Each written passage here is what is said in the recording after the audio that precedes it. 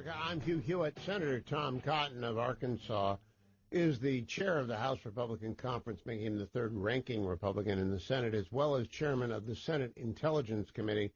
Senator Cotton, I hope you had a good 4th of July. We certainly did. I've got a quick question for you about the Iranian nuclear weapons program. Do you believe, based on open source, obviously, that the United States will be able to tell if they attempt to reconstitute their weapons program? Well, good afternoon, Hugh, and I hope you and all of yours and all your audience had a great Independence Day weekend as well, celebrating our 249th anniversary, just 1 year short of the big one next year that will be so exciting. I do believe that both the United States and especially Israel will have a fairly good read on what's happening inside of Iran. At the three main sites that were destroyed, we destroyed Fordo, and dealt a pretty big blow to Isfahan as well. The Israelis pummeled Natanz. And I think it's going to be a very hard, long slog if the Iranians tried to do that. Remember, this is not a Mission Impossible movie. There's not one single thing that the United States had to find or destroy to stop Iran from getting nukes, and there's not one single thing that Iran had to as well. That's why we always refer to a vast nuclear infrastructure. Israel killed the cream of the crop of Iran's nuclear scientists. We destroyed their deep buried underground bunkers that were protecting their centrifuges and centrifuge cascades, which were also destroyed. Israel destroyed most of their centrifuge manufacturing capabilities. Israel and the United States together destroyed the uranium gas to metal conversion facility. These are all critical single points of failure in that vast nuclear infrastructure necessary for a nation to make a nuclear weapon. And that's why you see so many people like, say, David Albright, a former weapons inspector in Iran, is widely respected, or Norm Rule, who was the national intelligence manager for Iran at the Director of National Intelligence Office under Barack Obama, saying things like catastrophic damage or effectively destroyed. Obviously, Iran may want to continue to try to develop nuclear weapons, but it was dealt a extremely, extremely hard blow. I think Iran or Israel and the United States will have a good read on what's happening. And remember, Israel didn't just destroy much of Iran's nuclear infrastructure. They destroyed its air defenses and missile defenses too. So there's nothing to stop Israel from going back if Iran is trying to race to develop new weapons that could threaten Israel or threaten our troops in the Middle East. I did not know that Norm Rule, which is I've had the pleasure of sitting down with Norm, and that guy has forgotten more about Iran's nuclear program than most of us know collectively. I've got to go find that. I did read David Albright make a very, I thought, astute observation that any country in the world is 5 years away from breakout. That's how long it takes any country in the world to get there. But Iran's fingers have been burned.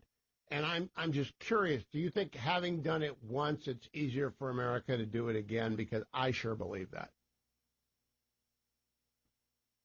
Well, you're probably so, Hugh. Obviously, there was a large and momentous debate going back many years to the Obama deal, in fact, about whether a targeted military strike would mean World War III or another forever war in the Middle East. And obviously, it did not mean that. It was in keeping with what, say, President Reagan had done during the tanker wars in 1987 and 1988 when we destroyed half of Iran's navy because they were mining the Persian Gulf. It shows once again that the discriminate application of military force as a last resort usually does not lead to war, but rather it leads to peace, and it projects strength and resolution, and that's what President Trump did, and that's what I argued that America should have done going back 10 years if Iran was unwilling to make a deal that would turn over that vast nuclear infrastructure. And again, I just want to stress that people like David Albright and Norm Rule, or for that matter, Rafael Grossi, the head of the UN's Atomic Energy Agency, these are not partisan gunslingers. They're not even partisan politicians. They're professionals. Their reputation is really all they have. They have no reason to go out and sugarcoat what Israel and the United States did or to oversell it. They're not seeking reelection. They didn't make this policy. They're simply trying to give an honest assessment, and they all use words like effectively destroyed or catastrophic damage. Now, I want to ask you about the Houthis. President Trump had deterred them from shooting at commercial liners going through the Red Sea into the Gulf. Now they've started doing that again. What do you expect President Trump to do? Well, I think what President Trump worried about most, understandably, were strikes on the United States Navy's vessels or any U.S. shipping through through the Red Sea or through the Bab al-Mandab, which is where the Red Sea meets the Gulf of Aden, one of the world's critical choke points and waterways. Um, I don't think they've done that. I think they probably understand, especially after the strikes in Iran, that Donald Trump means business. He's not a man to be trifled with. This is not Joe Biden. It's not Barack Obama either. But I have to say that President Trump was limited to some degree in what we could accomplish against the Houthis because Joe Biden had deprioritized intelligence collection so much. And you see what a nation that prioritizes intelligence collections on its enemies can do and what Israel did to Iran. I mean, just think about the fact that Israel knew which bedrooms in the luxury condos the Iranian generals were sleeping in, not just which buildings, not just which apartment numbers, but which bedrooms in those apartment complexes.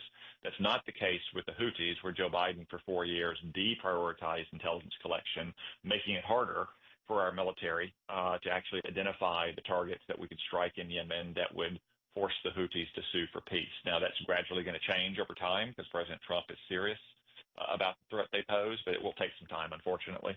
Now, Senator, you've destabilized the New York Times in your day, and they're still kind of lost. But I'd like to add to that destabilization. Did President Obama or President Biden accomplish anything in their 12 years to enhance American national security? It's hard to think of anything, especially with Barack Obama. I mean, remember, President Obama has a consistent habit of blaming America first, as Gene Kirkpatrick referred to the Blame America First Democrats in 1984. His first big international tour was the apology tour to the Middle East, where he went and tried to expiate America's sins in the world. And he consistently favored countries that were anti-American and gave the cold shoulder to countries that were pro-American.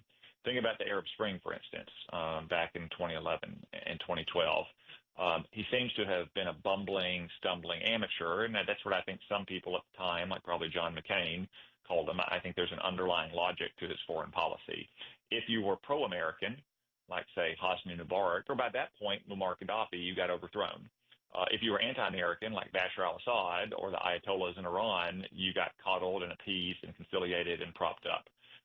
So I think President Obama is the most ideological president we've had since at least Woodrow Wilson, maybe ever. And the core of his ideology is that America's sins and wrongs are largely to blame for what's happened in the world. Just look at what Obama said about Iran, that we're to blame for our tensions with Iran because we somehow overthrew the democratically elected leader of Iran in 1953. That is false in every regard. There was no democratically elected leader. We didn't overthrow it. We weren't involved in that in any significant way, but still, he said it time and time again. He wrote it in his book.